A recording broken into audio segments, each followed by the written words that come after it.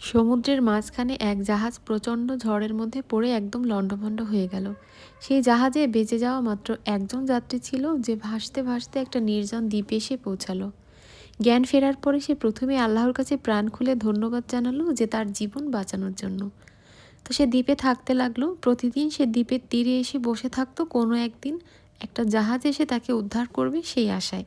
এভাবে দিন যায়, মাস যায়, বছর যায়, কিন্তু প্রতিদিনই সে হতাশ হয়ে ঘরে ফিরে আসে, কারণ কোনো জাহাজই সেখানে আর আসে না। এর মধ্যে সে সমুদ্রের তীরে তার জন্য তিলে তিলে একটা ছোট্ট ঘর তৈরি করেছে, আর বেঁচে থাকার মতো খাবারও জোগাড় করে ফেলেছে। সমুদ্র থেকে মাছ ধরে, বন থেকে ফলমূল শিকার করে, এভাবেই সে দিন কাটাচ্ছিল। এর মধ্যে একদিন সে খাবারের সন্ধানে জঙ্গলের মধ্যে গেল। তো সেখান থেকে ফিরে এসে দেখলো যে তার রান্না করা চুলা থেকে আগুন লেগে পুরা ঘরটাই দাউ দাউ করে জ্বলছে। ছাই ছাড়া সেখানে আর কিছুই অবশিষ্ট নেই, আর চারদিকে কালো ধোঁয়ায় পুরো আকাশটা ভরে গিয়েছে। লোকটা চিৎকার করে উঠল, হায় আল্লাহ, তুমি আমার ভাগ্যে এটাও রেখেছিলে। পরের দিন সকালে একটা জাহাজের আওয়াজে তার ঘুম ভাঙল। জাহাজটি সেই দ্বীপের দিকে তাকে উদ্ধার করার জন্য আসছিল। সে অবাক হয়ে বলল, তোমরা কিভাবে জানলে যে আমি এখানে আটকা পড়ে আছি? জাহাজের ক্যাপ্টেন তখন বলল, তোমার জ্বালানো ধোঁয়ার সংকেত দেখেই আমরা তোমাকে উদ্ধার করতে এসেছি। তাই আপনার সাথে যে খারাপগুলো হয় সেগুলো যে সবসময় খারাপের জন্যই হয় তা কিন্তু না। খারাপ কিছু হয়ে ভেঙে গড়ে আপনার জীবন কিন্তু নতুনভাবে শুরু হয়। গল্প 2।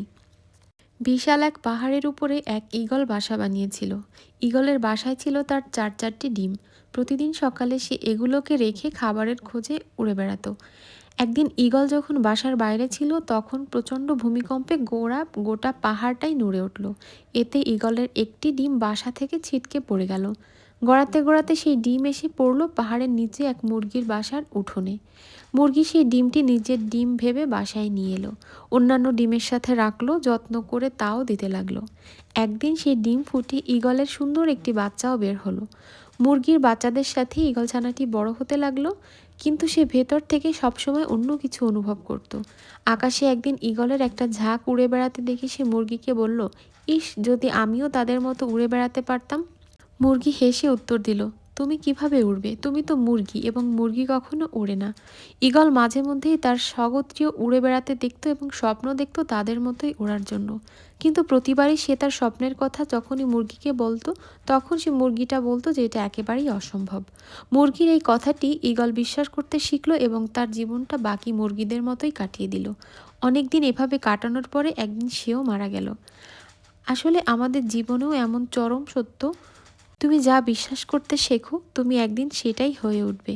তুমি যদি ঈগলের মতো ওড়ার স্বপ্ন দেখো, তবে সেই স্বপ্নটাকেই অনুকরণ করো, মুরগির কথায় কান দিতে যেও না। তা না হলে দিন শেষে ঈগলের মতো যোগ্যতা থাকা সত্ত্বেও মুরগির সাথে তোমার মুরগির মতো করেই চলা শিখতে হবে।